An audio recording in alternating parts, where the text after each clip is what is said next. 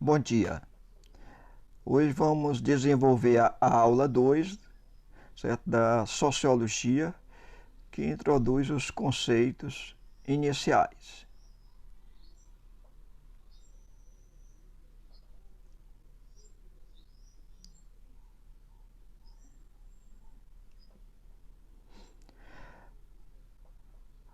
Primeiro é entender o porquê da criação da sociologia, qual a sua finalidade, certo? Então, a ideia da sociologia é uma interpretação científica da realidade social. Então, com os desdobramentos, né, do chamado século das luzes e os progressos científicos e a consolidação da razão, acrescido com a Revolução Francesa e com a Revolução Industrial que ocorreu na Inglaterra, uma nova maneira de se analisar os fenômenos sociais foi se consolidando, baseada na razão e na observação dos fatos, na observação da realidade, dos fenômenos sociais. A sociologia emerge enquanto ciência nesse contexto e objetiva o estudo científico da sociedade. Pela etimologia, pela origem da palavra, né, pode-se observar que deriva do latim sócio, que significa associação ou sociedade, e do grego logos, que significa estudo.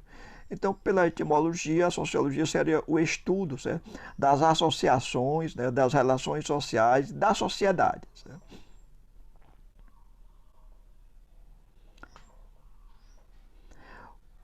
Um dos sociólogos clássicos que desenvolveu estudos sobre a sociedade foi o francês, né, Émile Durkheim. O Durkheim ele desenvolveu várias categorias de análise da sociedade. Uma das categorias principais, um dos conceitos principais para ele interpretar a sociedade, né, que ele criou foi o conceito de fato social. O que é o fato social, né, segundo Durkheim? Então ele diz, ó, quando eu desempenho minha tarefa de irmão, de marido ou de cidadão, eu cumpro determinados deveres definidos pela sociedade. Deveres, né, baseados nas tradições, nos costumes, nas expectativas daquelas pessoas que a gente está convivendo. Né? Então ele diz, ainda que eles estejam de acordo com meus sentimentos próprios e que eu sinta interiormente a realidade deles, esta não deixa de ser objetiva.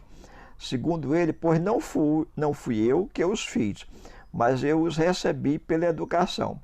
Se ele existiu antes dele, é que existem fora dele.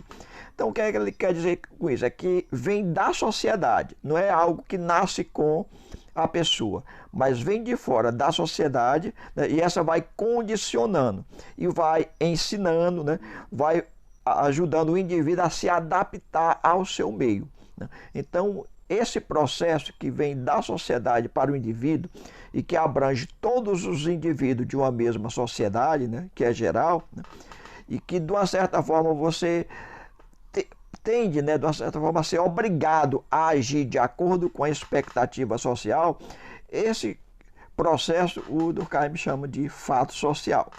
Então, para ele, o fato social é a forma de pensar, né, de sentir, de agir de cada indivíduo, né, e que isso vem da sociedade, do meio social, que condiciona, né, a todos nós a agir de acordo com as expectativas que a sociedade tem de cada um.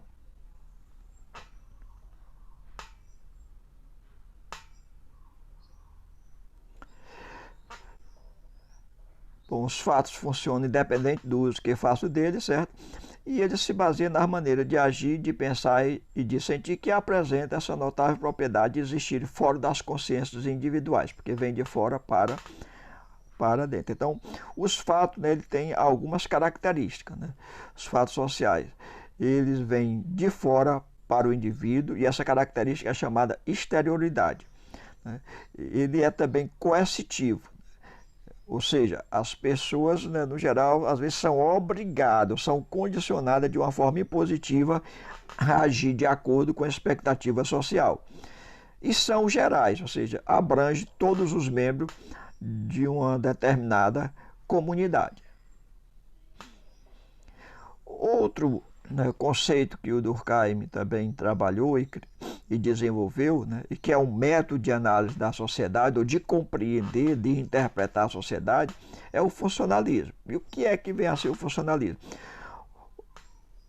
O funcionalismo entende a sociedade, né, como um imenso corpo social, muitas vezes semelhante ao corpo humano. É como o corpo possui vários órgãos, cada um desempenhando a sua função. Se todo mundo se desenvolver, se desempenhar adequadamente, o corpo todo funciona muito bem. Caso algum desses órgãos, né, não funcione bem, ele pode, como se diz assim, comprometer o funcionamento de todo o corpo, certo? Então, é como se fosse um sistema social em que cada parte tem que interagir com o todo e vice-versa, para que o todo possa funcionar bem. Então, dentro da nossa sociedade, cada instituição é um órgão do corpo social. Por exemplo, a família, o Estado, a escola, a igreja, clube, sindicato, né, são os órgãos que compõem a sociedade. Se cada um desses órgãos, o Estado, a escola, a igreja, os clubes, o sindicato, agirem de acordo com a função, né, e desempenhar bem a sua função, no geral a sociedade como um todo funciona bem. O corpo social como um todo tende a se desempenhar de uma forma adequada. Mas quando algum desses órgãos não está bem, como se diz, não está cumprindo bem a sua função, ele pode comprometer, né, toda a sociedade, certo? Ou uma grande parte da sociedade, porque eles estão interagindo, né? Então é importante que cada parte possa funcionar bem para que o todo também funcione bem. O funcionalismo, né, ele tem na perspectiva os sistemas sociais, que é como, né, se entende que a sociedade é constituída. E os órgãos da sociedade, né, eles interagem de forma interdependente, né?